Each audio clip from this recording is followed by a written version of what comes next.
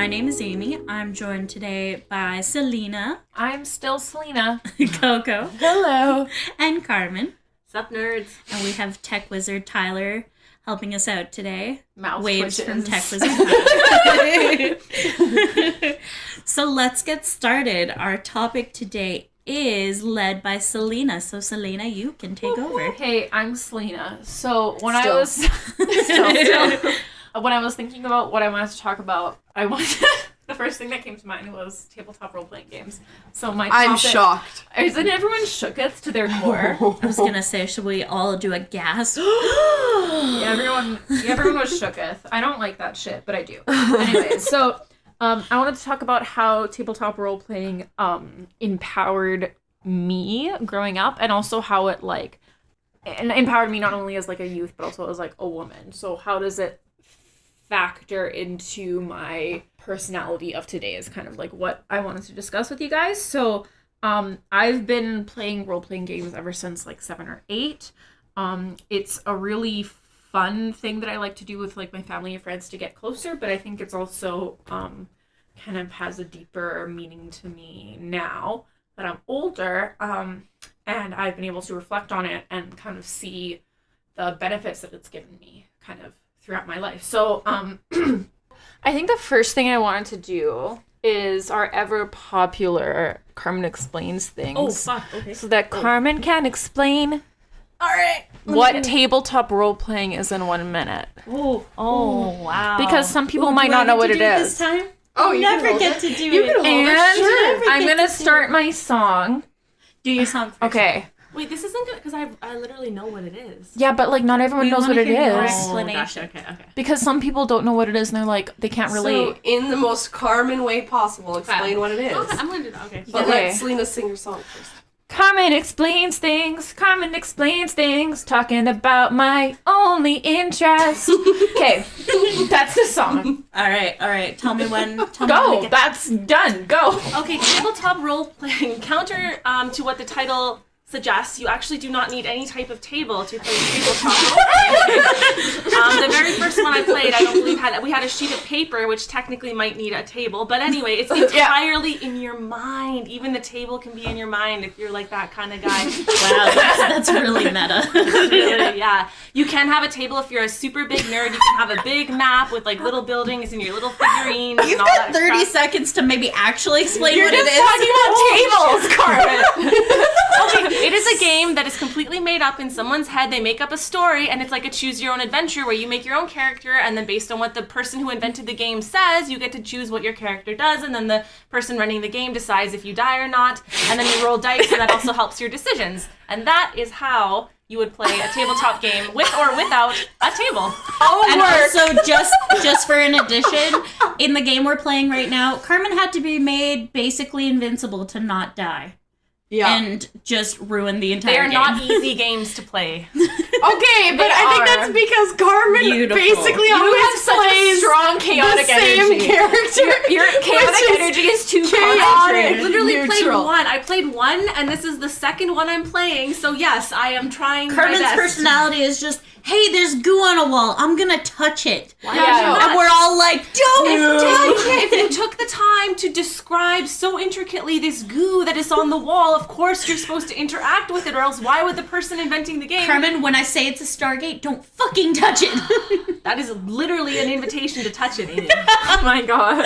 Carmen, like, I feel like Carmen's characters in game are the kind of person where it's like, oh, hey, look, there's a door. I want to open it. Stabs it with a sword, like, pulls it open. She's got like, a hammer that's- right now in our Oh, a game. hammer. Okay, well, hammer then time. She's smash playing the door. whack-a-mole. Smash the door open. Yeah, so now that we know what that is, now that we know what tabletop role-playing is, I wanted to maybe go around and maybe everyone can share some of their experiences with it, like just a positive experience. Oh, can I please story. go first? Oh, absolutely. Go, Carmen. No, it could be negative. Just like my yeah. very first. I was actually, I believe, this crew, except for I don't think you were there, Selena. But anyway, our very first crew where it was a very fantastic story where we had to go through these challenges as villagers to decide who was king. Oh, And that was the best! we find out that only one of our little party family gets to like take the official spot as king, and Okay, but wait, you need to back up. Okay. You need to back up.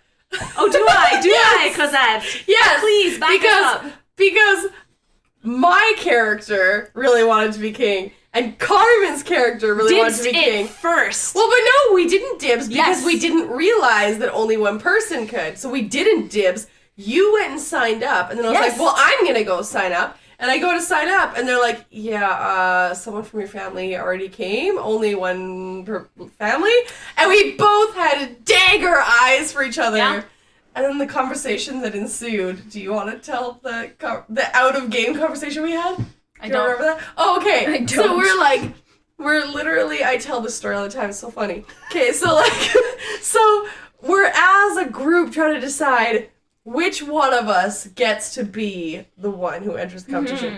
So we were like out of game, kind of like cracking jokes about like, oh, haha, like I voted this character whose player was like absent at the time. Like, and so we're like, oh, haha, I vote for this, I vote for this. But then we like actually put it to a serious vote. And then like Carmen and I were tied. Oh my god, the drama. And then someone said, I vote for, I don't remember which character it was, but like, I think it was Dakota. I would like, think I was Dakota said, or no, because Dakota was DM. Someone was like, oh, I vote for X character. And then Thomas and I both looked at each other and we're like, the tie is broken. I win! And so then I got to be the competitor. the person wasn't even there. They're like, oh, you know who would be a better king than either of you two would be this person that's not even here. They're like, I vote for that person. Yeah. And then it literally cheated me out of our goddamn kingship. And I was so mad for the rest of that entire campaign, which lasted probably months, literally Carmen months. had a real hate on for my character. 100%. We fought all the time. It was Yeah, it was great. And it was even funnier because like my character, horrible person to put in the ring for that. Horrible. Yes, tiny, little Like, halfling, dwarfling, whatever you Little, were. I was a half halfling. Half halfling. What the fuck Thank does you that very mean? much. A It quarterling. means that- It means anyway, I was just playing like a total fuckboy. Like that was just I just wanted to be that asshole who got up to dumb shit. And that, like, literally it got to the point where I'd be like, I'm gonna do this. And the players, like, out of game were like, please don't. And I was like, you know he would. You know I have to do this. And they're like, you're right. Tech Wizard Tyler and I are very familiar with this because that's Carmen in our campaign. You have Literally every single person in our group at one point or another has gone, fuck Carmen. But the best part is that the way Thomas rigged it, he is a genius. So basically every decision I have made is not good, but Do you mean it's bad? because of making bad that decisions. little thing that he had to do so that I can't die, it technically means that my character should be doing these technically bad things. I just don't have the foresight Related to see. like demons. Yeah, it's just like steering the entire group into very bad situations, and I'm supposed to be doing that, and he's just like, lots of times I feel like I need to like text you to let you know kind of based on this demon blood you have in you what you should be doing. He's like, but you're just freaking doing it anyway. Oh my god. So I feel like I'm really in my zone with this game, and we're gonna kill it. It's really emotionally rough on the rest of us. Anyway, positive emotions. Well, the campaign we're doing right now is my very first campaign, so... Oh, I'm so sorry. I didn't know that was your first. Yes, Thomas and I have been together almost 5 years, and this is the first time he's convinced me to actually take part. Yeah. You're having a good time, right? I am. I enjoy getting my rage out on screaming at you. I mean, it's really cathartic. Especially when you're like, I want to ride the dragon! Carmen, no! Carmen, no! I rode the dragon. It's been really fun. Like, I'm still kind of getting the hang of it, and a lot of the times, I just end up handing my character sheet to Tech Wizard Tyler and going, please fix the numbers. But besides that, it's good. And it's just fun, just the community aspect of it. I didn't realize how good it was until I actually took part in a campaign. for sure. Do you want to go, Coco? I don't know. I feel like I feel like I I share with Carmen on this one. That was such a great campaign. Yeah. It was so much fun. Like, it was so much happened. Really fun. A lot happened, and it was really fun to play that character who's just, like, so goddamn annoying. Like, that he's just like, I'm a man! I'm so tough! I'm gonna fucking do it! Like how many times was the DM was like, you guys get free time, what do you want to do? You're just like, I'm going to a bar, how many dudes do I get to... or chicks do I get to bone? No, my character was like Pan, so I was like, literally, who the fuck can I bang? Like, literally. Yeah. Oh, so you. So that was easy to roleplay. So it was me.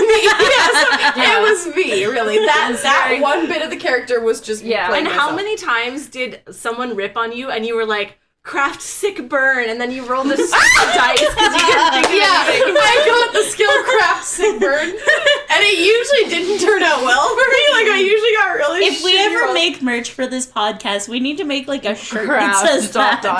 One of the funniest things that Dakota, like, for Dakota, okay, this is, like, a joke that only makes Dakota laugh, is he tried to have a character who had craft dinner instead of, like, a cooking skill.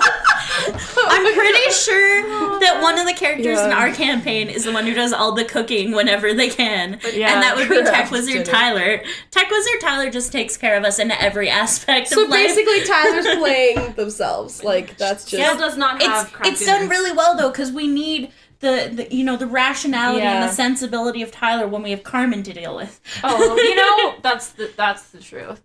For me, two very prominent like campaigns that I can think of are one of a 7-year campaign and then a 5-year campaign that I had. I can't even Is imagine. one of them the one that... Shut up. Okay, Coco, you tell the story. Was it the day that I met you? The party that I met you that I told you the story about my... Okay, you can tell it. You can tell it from your perspective, because I was drunk. I just remember... Okay, so Selena had literally just met me, like, maybe an hour earlier. Like,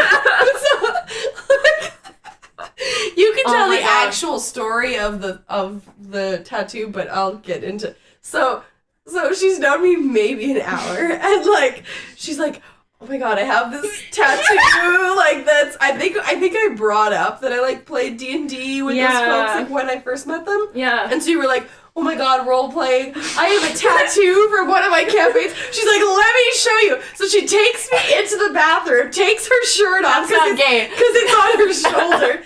Let's mention that the first words you said to me were, oh my god, you're so pretty. So anyway, I was like, am I being seduced right now? I was literally like... Was it working a little bit? Like, maybe.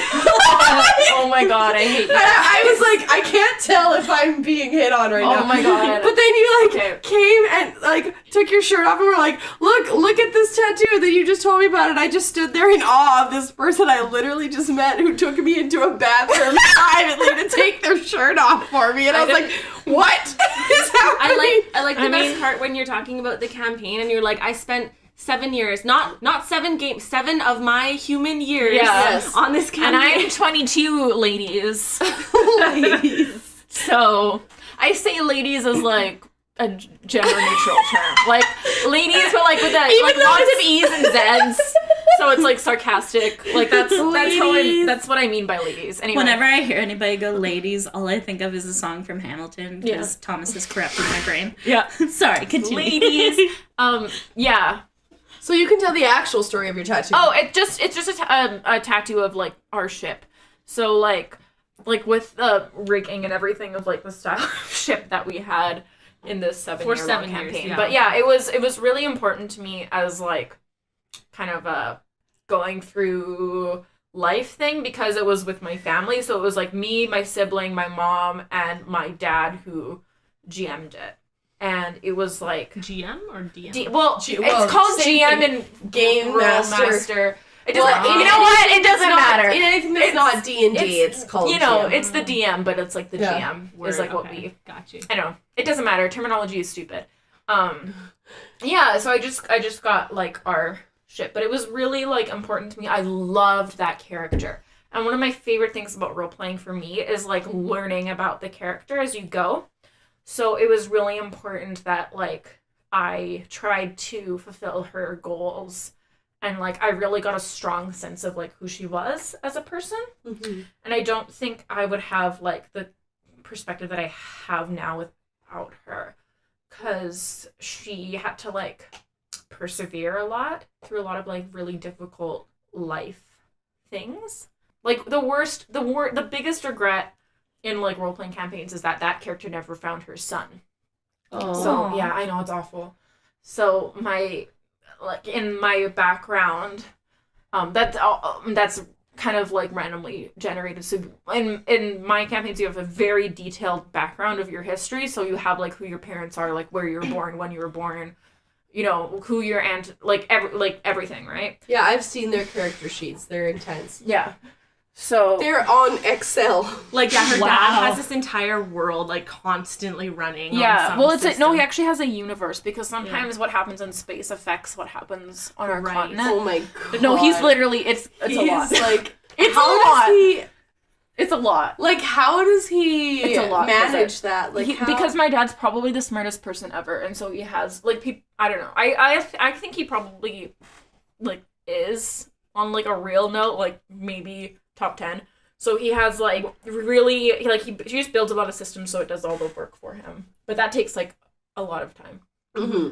So do you think that character, like, I'm guessing if it was 7 years and you started when you were, like, 7 or 8, Yeah.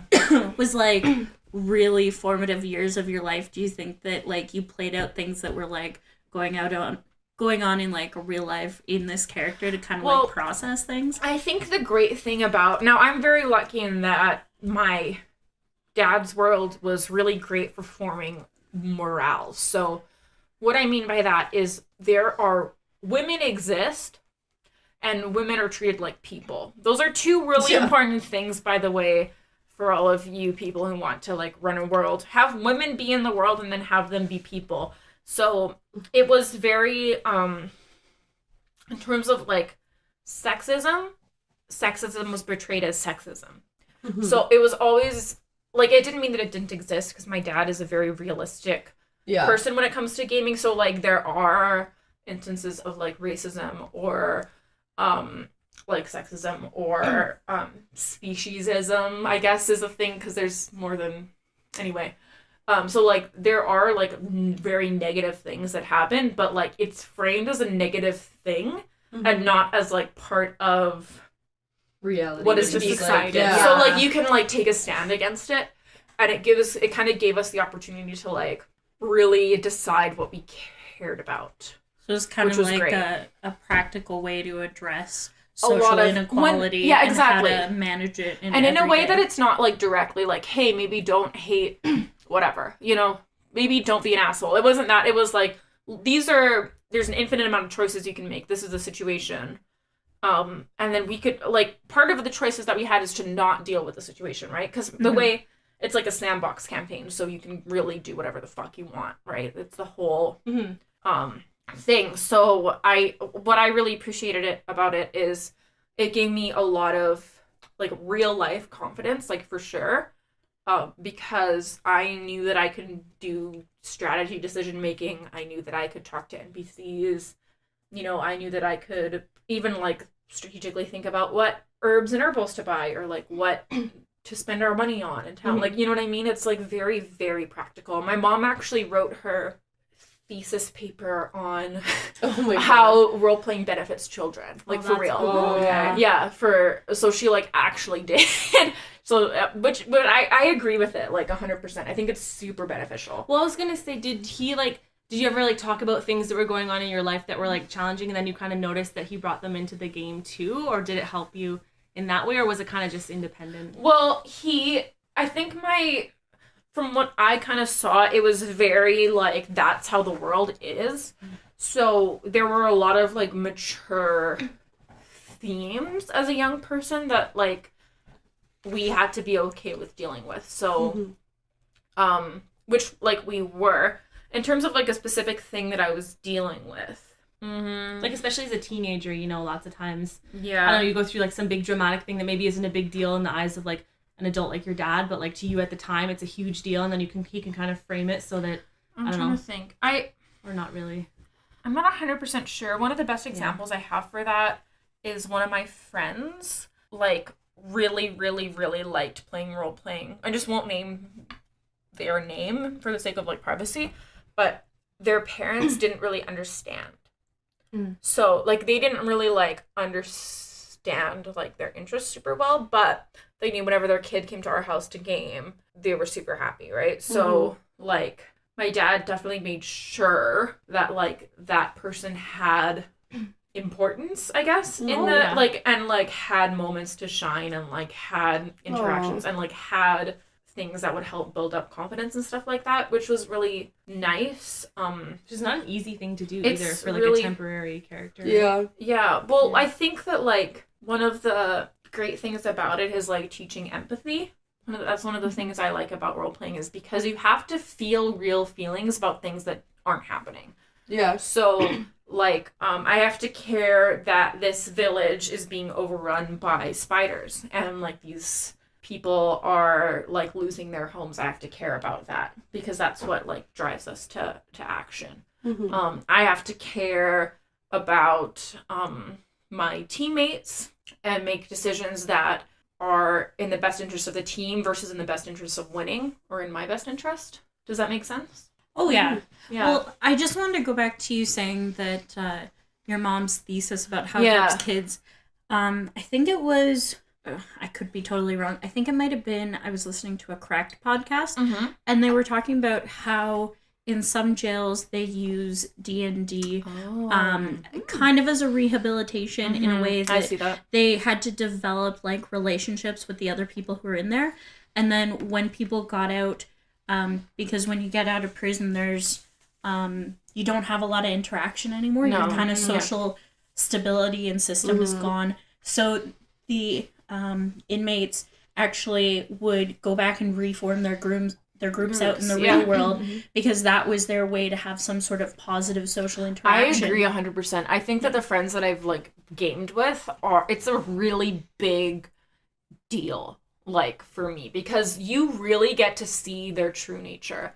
You know what I mean? When it comes down to, like, a scary incident where you can lose your character that you've been playing for 3 years, you know? Because I've had, like, friend campaigns that have lasted a very, very long time.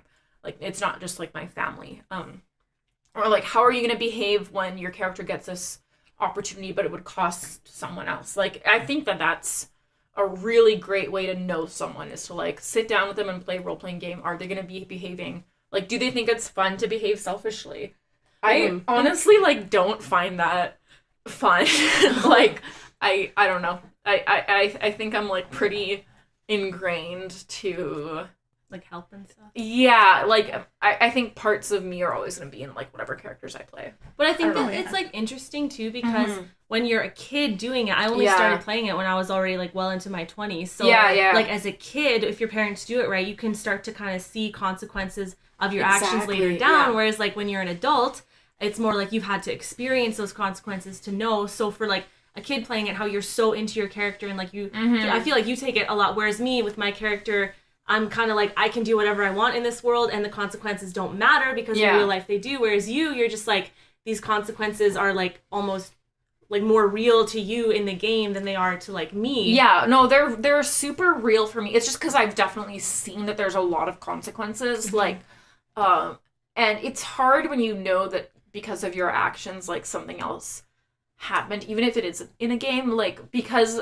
we took too long doing this mission, we had some NPCs die, for example, and that really sucked, because, like, they were good people that we had rescued as slaves, and like, earlier, and then we decided to hire them because they were having a hard time finding, like, jobs and stuff, and it's really hard for ex-slaves. So in that particular city that we were in, so it really sucked that they died. I was gonna say, our campaign has had the exact opposite thing. Yeah.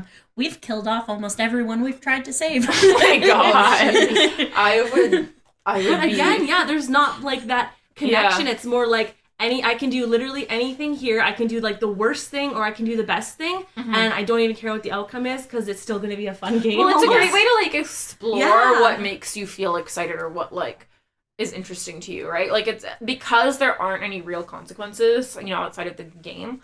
it is a good way, I think, to explore what you value and like what you know.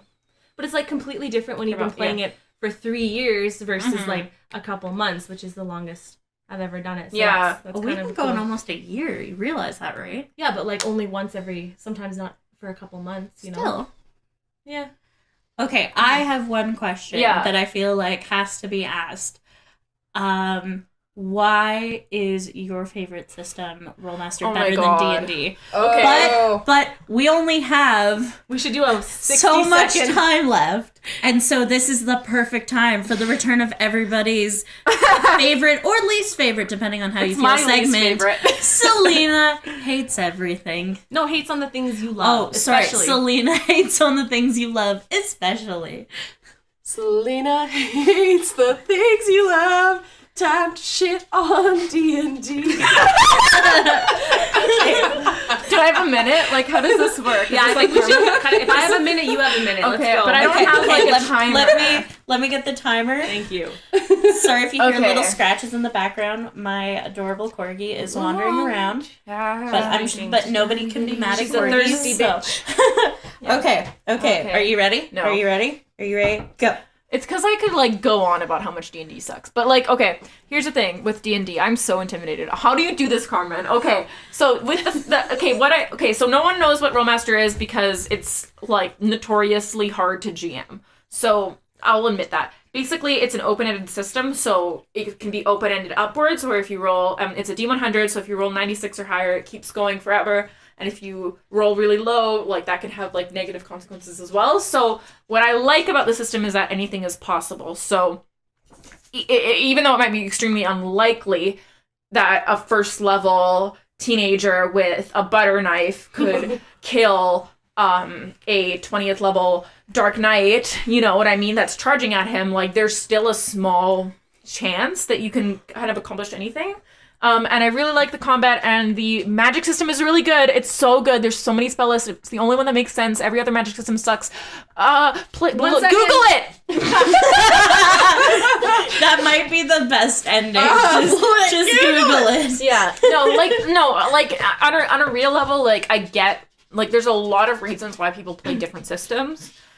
For me, what I most like about Rolemaster is that it allows for more realism, I feel, in the way that it kind of can, no matter how good you are at something, you can still fail, and no matter how bad you are at something, you can still succeed, even if the chance is remote. I like that also because your dad literally had this campaign, one for 7 years, one for 5 years. Yeah, exactly. And consequences, he literally allowed everyone in the party to die and completely wipe out everything. He really didn't care. My mom, this is like something that still hurts my mom. Oh no. She was playing the first time, two stories. The first time she started role-playing with my dad, she, like, had this familiar, and then the familiar died in combat, and she went out into the hallway and cried. Because she was, like, so like, fuck, like, my creature. And it, like, was really emotional for her, because that's something that you're supposed to be taking care of, and it's, like, an innocent animal. Like, well, I think especially it was, like, a hawk or something. That's probably like, oh my god, my fake child died. No, well, she wasn't a mom at that time, right? I think she was, like, 17 or something. Okay. Yeah. 17 or 18 or something. But yeah, so she went into the hallway of my dad's apartment and cried. Aww. And then the second thing is my mom's, I think it was an 11th level werewolf rogue, died to a 2nd level skeleton with a sling. Oh my god. Died. Which was so hard to do, because werewolves have a lot of defense in the system. Like, I played a werewolf. They're fucking fun to play. But yeah, the 2nd level skeleton with a sling just brain killed her, and she was like, all right, guess I'll just die. And then my mom was really sad. So damn. So yeah, anything can happen. I like that. Yeah, that's my favorite thing about it too, because that's kind of how it feels like in real life. But anyway, I wanted maybe to go around and, like, talk about maybe something that because I want to encourage people to, like, try playing role-playing games. You know, even if it's, like, a very simple, like, D&D 5e or Pathfinder's pretty easy to pick up too. Like, what is something that you feel like you've taken away from the experience? I think, for me, the first time I played, it was the Pathfinder. I think it was Pathfinder Homebrew or whatever it was called.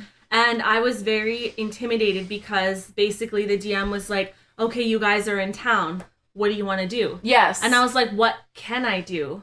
And Yeah. then Yeah. it was very intimidating, and then it really encouraged me, because for the first time, kind of, I felt like there were no wrong answers. Yeah. It really Yeah, encourages for you sure. to explore and Well, like with other board games, right? Like you have a set, Yeah. you know, amount of These things are the that you can things you do. can do on your turn. So yeah. it's definitely a huge... or other video Yeah. games, even group video games. If you do something wrong and like your teammates die, like it's a big deal, especially if they're hard gamers, and like you feel really bad. And I always felt like, because I'm not good at video games, I'm not really good at games in general. So for this game, for me to actually be like a part of it and not screwing things up, and not to have, I don't know, just have all the opportunity, and it builds confidence. I can imagine it would do wonders for little kids. For sure. Yeah. I totally just, like, I have anxiety, so I'm, like, not good at putting myself out there. But in the game, I just do crazy shit. Like, I almost got thrown out a window into a lava pit because I pissed off a demon lord. Like, And it didn't like, matter, because we're all good. regular life Amy would never attempt such things. Yeah, exactly. So it's kind of fun to just, like,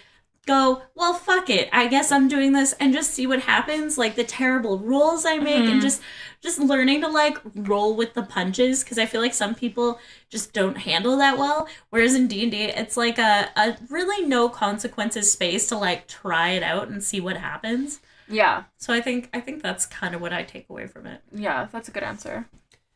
I am like thinking of my teaching practicum. In my second teaching practicum. Yeah, Selena already knows what I'm gonna say. Yeah. So I was teaching grade 6 in my second practicum. And for English class, I did a project on, like, I mean, kind of on role playing, like, because what I did was they had to write a story and they had to pick, like, you know, like a fairy tale or whatever, like a story that they already know. And then, you know, we kind of talked about, like, what are, like, how do you know something's, like, a major event in a story? Like, how do we know it's important? And, like, so we kind of went over that, identifying, like, major events.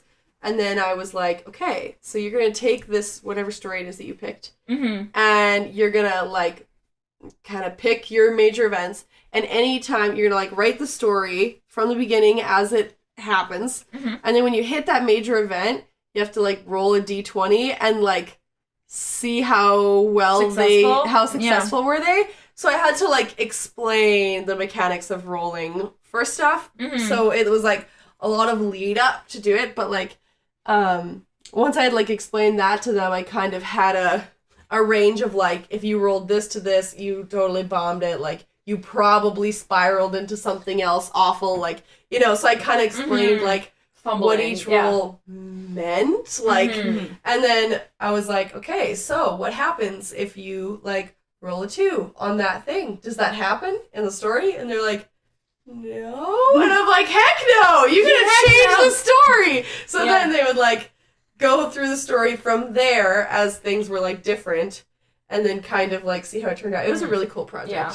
I just want to make a last comment, because I know Tech Wizard Tyler is gonna be, like, doing, like, very, very vigorous wrist slapping motions. I was gonna say, I think you should finish off by giving us what is your, like, manifesto, like, what do you want people to get out of role playing, and why do you want them to get into it? Like, I want people to get empathy out of role playing, and why I want them to do it is because it's a really unique way to have feelings. So, for example, this I might have told this story already, but when my dad was in 12th grade, they had a class project where it was, what would you do if there's only limited resources on the earth, and you have to make a plan for how to, like, delegate resources to the rest of the population. So it was kind of like a social studies, like, prioritization thing, like, how do you discern what to do? And for that, my dad and his partner, they made a role-playing game that the whole class participated in. So, like, several people would have, like, one character, and they would kind of take turns. So basically what they did is they started by saying, okay, so, and it was like an anti-ableist point, was basically what it was. So he said, okay, so you only have so many resources. That means that you can't have resources to people who are already sick. You can't give resources to people who have mobility issues. You can't give resources to people who, because we don't have enough for everyone, we're going to give it to the healthiest people. Yeah. And then they kind of got everyone in the class to agree with that point, because they're all healthy white kids. And then he said, okay, now we're playing our game. and they handed out characters to like the groups of people, and it was, you have diabetes, you're in a wheelchair, you have I don't know, a chronic pain illness, and so every single person had some kind of disability or health issue. And the first thing that happened was, okay, and you get your card in the mail that it's time to go off to the death center and die for the good of the rest of the world. What do? And immediately everyone's opinions changed. Yeah. Because they were put in the position of someone who was suddenly deemed not worthwhile. Mm-hmm. And so they spent the entire class, they took the entire class doing just their presentation, going through this kind of thing to try to get out of the situation, like, they better have aced that. Yeah, they did. And they actually got called back the next year to do that same presentation. Oh, that's really for cool. the next class. Yeah, when my dad was in first year university. I can totally see that at like high school kids where you're like, it's harsh, but that makes sense until you're... exactly. Until that's you. Yeah, so the entire... And then they closed it by saying, like, they closed their presentation, like, after the kind of mission or whatever was done, the people, like, they tried to seduce officers. Like, they were, like, they went to the absolute limit, to make sure that they could, like, survive. And like I said, the end result was, we know that it's hard, but we can't value certain lives over other lives because, like, every single life is intrinsically worthwhile. And, like, why are we basing the value of someone based on whether or not they can walk well or based on whether or not they, need insulin or whatever the situation is, So I think that's my main point of empathy. When you're in a situation where you can really think about another character and reacting to other people, it gives you an opportunity to think about it more than you would in maybe real life situations. So, kind of endpoint, that's why I really believe in role-playing for everyone. I think everyone should try it. If they want to, they can try Rolemaster. I would recommend it. But yeah, that's kind of my endpoint. Nice. I think that's a beautiful way to end that off, because that is a really good story. Yeah. Well, it is really beautiful. Thank you, Selena. That was a really great discussion about that. That was really cool to go through. So I just want to say thank you, listeners. We had a great time. Thank you, everybody, for being here. Thank you. Thank you. Thank you. Thank you. So if you enjoyed this episode, you want to let us know, rate and review wherever you listen to us. Yeah. Comment why you also hate D&D. We will make sure straight D&D sucks. We will make sure that Selena's in charge of responding to all those. Yeah. Just all if you want to get in touch with us, we are at Darling Dorks Podcast on Instagram and Facebook. You can email questions, comments, ideas for future episodes to darlingdorkspodcast@gmail.com. We also want to thank Tech Wizard Tyler, and please go check out his YouTube channel, Fourth Wall Creations. And just another plug, the sitcom is coming out soon, or it might already be out. And it's awesome. Go check it out. Yeah. Nobody knows. Nobody not knows. Even me, and I'm not even the people in it. Norman's in it too. We're like, I will be. I'm just not in episode 1. Is there anything you guys want to add before we're done? Peace! Today? We're done. Wow. Tyler, can you edit it so it just closes on peace? And that's like the last thing. And it's like an echo. Okay, you're gonna need to say peace again because you immediately said we're done. So for all of us, we will see you all next time. So in the meantime, stay darling and stay wonderful, dorks. Oh, that was good. Oh, peace! I was trying to cover for you, Selena. Sorry. That was beautiful. The Darling Dorks podcast is produced by Fourth Wall Creations, your local source for D&D web content since, like, a month ago. Music for Darling Dorks was made by Showbiz, who are releasing their debut album Illusion this upcoming spring. Thanks for listening.